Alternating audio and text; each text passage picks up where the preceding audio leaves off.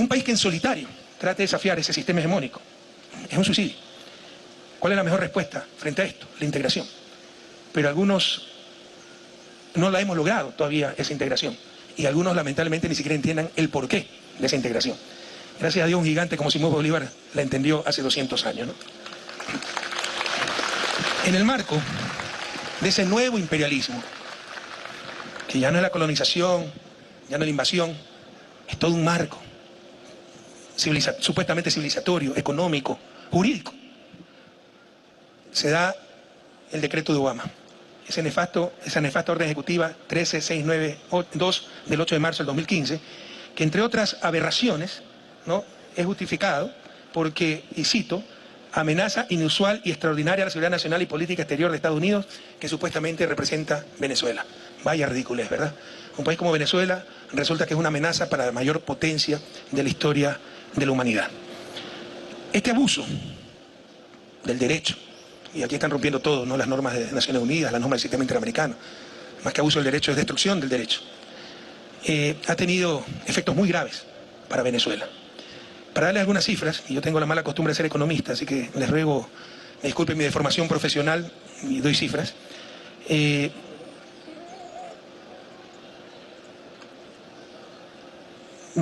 Del año 2007 al 2012, Venezuela, cuando tenía acceso todavía a los mercados internacionales, ustedes saben que Venezuela es un país extremadamente rico en términos relativos, porque la riqueza de las naciones del siglo XXI no es el petróleo, no es el oro, no es el litio, son ustedes, los seres humanos, ¿no?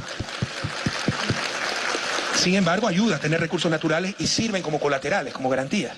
Entonces, con esas garantías podía acceder al mercado internacional y de 2007 al 2012, 5 años, entraron a Venezuela 56.512 millones de dólares. 56.512 o 912, perdón, corto de vista, 912 millones de dólares. En un mismo periodo de tiempo, 5 años, 2013-2018, desde que murió el presidente Chávez y asumió el presidente Maduro, salieron de Venezuela 5.912 millones. O sea, antes entraron 56.912. Claro, era deuda, había que pagar poco a poco. Pero eso se recicla, ¿no? Se da la vuelta. En términos netos, en los siguientes 5 años salieron casi 6.000 millones de dólares. Y desde las sanciones, que empezaron con el decreto Obama 2014, pero empezaron a aplicarse en 2015, 2016, 2017, 2018, solo en 3 años salieron cerca de 15.000 millones de dólares de Venezuela. Yo conozco muy bien esta situación, porque 2014-2015 fueron años de crisis del mercado petrolero. Los que conocen algo del sector petrolero saben que del mismo cuero salen las correas, es decir, de los excedentes petroleros se reinvierte para mantener a los pozos, mantener la producción, etc. Durante 2 años no alcanzaba para aquello. Empezaron a deteriorarse las instalaciones petroleras, la producción petrolera, refinería.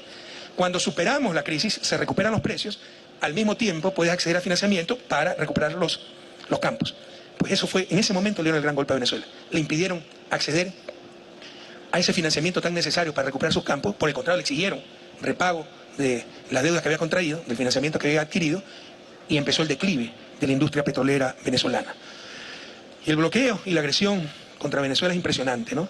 Se calcula en 929 las medidas, las sanciones, de ellas 765 sanciones directas, Estados Unidos, Unión Europea, incluso otros países siempre agenciosos, tratando de quedar bien con Estados Unidos, a personas, a empresas, y 164 medidas restrictivas, generales, dictadas por el sistema financiero, o países que tienen la capacidad de imponer aquello.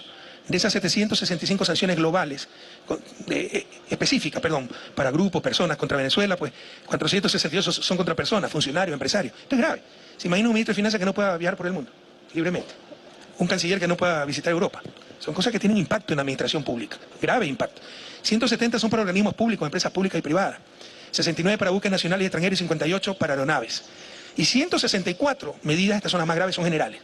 Congelación de activos y fondos, bloqueo de cuentas, paralización de transferencias, bloqueo del comercio, castigo y penalizaciones comerciales, acoso diplomático, lawfare, demanda contra República, etcétera, etcétera, etcétera. El nuevo imperialismo. ¿Cuáles son las consecuencias de esto? Las consecuencias han sido brutales. Y la hipocresía mundial es increíble. La otra vez veía un informe del Fondo Monetario sobre Venezuela que obviaba el bloqueo. Obviaba el bloqueo. Y en la discusión de nuestra élite y nuestros medios de comunicación, obvia el bloqueo. Eso es tan inverosímil como encontrar un ahogado encadenado en el fondo de una piscina y decir que se ahogó por no saber nadar. Alguien con 46 puñaladas en la espalda y decir que se murió porque no tenía buena salud. O sea, es demasiada hipocresía, demasiado cinismo. Pues bien, lo que produjo el bloqueo es que el ingreso que tenía el Estado por exportaciones, básicamente exportación petrolera, en el 2013 era 52.609 millones de dólares. Al año siguiente era 39.000. En el 2015 ya fue 13.000. Y luego, en 2019-2020 vino la pandemia y llegamos en el 2020 a 743 millones de dólares. De 52.609 a 743 millones, básicamente el ingreso petrolero del Estado venezolano. 70 veces menos. Yo no conozco, peor en tiempos de paz, una situación así. Ningún país de América Latina habría resistido lo que llamamos los economistas un choque de esa naturaleza. Por ahí hay gobiernos supuestamente amigos que critican a Venezuela. En Chile, 52% de las exportaciones son cobre o están relacionadas con el cobre. Bloqueen el cobre a Chile. Vamos a ver si dura 6 meses. En Venezuela, el petróleo significaba más del 99% de ingresos de divisa para el Estado y más del 95% para toda la economía. Más del 95% para toda la economía. Llevamos 9 años de bloqueo y Venezuela sigue resistiendo. Ya solo el haber sobrevivido es un éxito. Y un éxito importante, impresionante. Redujeron el Producto Interno Bruto venezolano de 300.000 millones de dólares a 60.000 millones de dólares, a la quinta parte. Eso es lo que han logrado las sanciones. Sin duda, como dice el nombre de este evento, Venezuela es resistencia inusual y extraordinaria. Gloria al bravo pueblo. Bueno, medidas tan burdas también tienen un mensaje que puede ser positivo, ¿no? ¿Por qué no hacen eso con otros países? No lo necesitan. Si dominan su Fuerzas Armadas, su policía, la fuerza pública, de ahí desestabilizan. Cuando un país recibe una agresión imperial externa tan fuerte, es porque ya no domina a las Fuerzas Armadas de ese país, a la fuerza pública de ese país. Por eso los países bloqueados, agredidos, son países como Cuba, Venezuela o Nicaragua. Y otra buena noticia, ¿sí? Hicieron mucho daño, pero no lograron derrotar a Venezuela.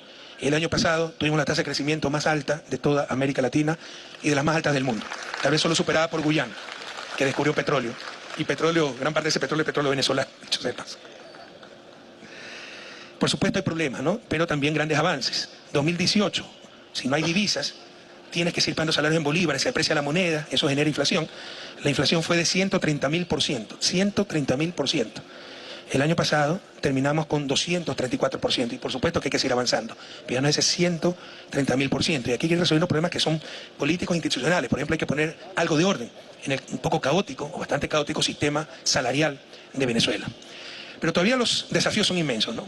La economía es como una cadena. No se mide su fortaleza por el eslabón más fuerte, sino por el más débil. Y el eslabón más débil, para toda economía en vía de desarrollo, pero más aún para el caso de Venezuela, es el ingreso de divisas. Nos hemos recuperado, hemos crecido 12%, pero ese crecimiento no podrá continuar si no hay ingreso de divisas. La capacidad productiva de un país no es la capacidad de sus industrias, no es la cantidad de tierra, es la cantidad de divisas. Porque esa industria requiere insumos para producir, esa agricultura requiere fertilizantes muchas veces importados para producir, y cuando ya no hay divisa para comprar eso, para el crecimiento de la agricultura, para el crecimiento de la industria. Por eso es necesario, para perpetuar, continuar con el proceso de crecimiento, generación de divisas. No sé cuánto tiempo teníamos. Frente a esa desesperación de que siga habiendo inflación, porque no hay dólares, y esto pasa por PDVSA, que recupere la producción, pero todo es un encadenamiento, ¿no? Para recuperar la producción hay que tener acceso incluso a refinerías, por ejemplo, a piezas, partes que están bloqueadas. Se puede producir más, pero ¿dónde se coloca si todo está bloqueado? ¿No? Entonces, esto es fruto del bloqueo, esencialmente.